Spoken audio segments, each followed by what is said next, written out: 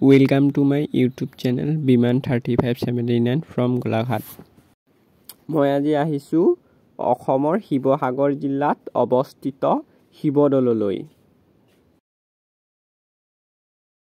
এয়াই হল শিৱদৌল। শিৱদৌল আৰু শিৱদৌলৰ পাছফালে থকা শিৱসাগৰ পুখুৰী অৰ্থাৎ বৰপুখুৰীৰ বিষয়ে অলপ তথ্য জনাবলৈ চেষ্টা কৰিম আপোনালোকক। ৰ'দ যথেষ্ট বেছি পৰাৰ কাৰণে চকু মেলিব পৰা নাই। এই শিৱদৌলটো শিৱসাগৰ জিলাৰ চহৰখনৰ মাজমজিয়াত অৱস্থিত। বলক ভিতৰলৈ সোমাই যাওঁ।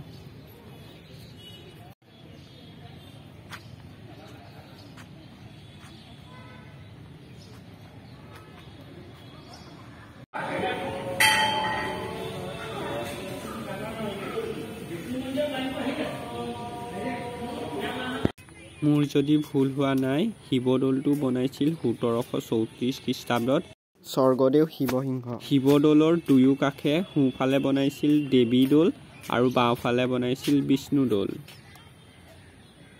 শিৱদৌলটোৰ ওপৰত এটা সোণৰ কলচী আছে, উচ্চতা হ'ল 8 ফুট। শিৱদৌলটোৰ উচ্চতা হ'ল 104 ফুট।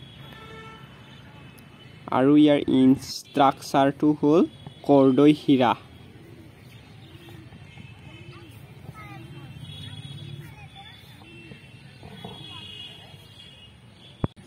দেৱী দৌল অৰ্থাৎ শ্ৰী শ্ৰী দুৰ্গা দেৱী দৌল চাওঁ বলক।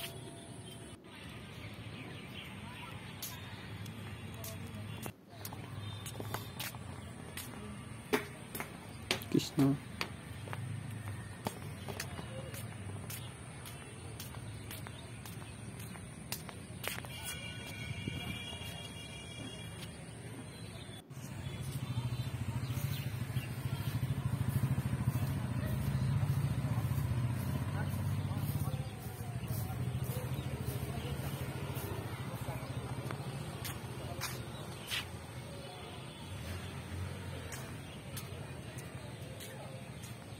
শ্ৰী শ্ৰী দুৰ্গা দেৱী দৌল।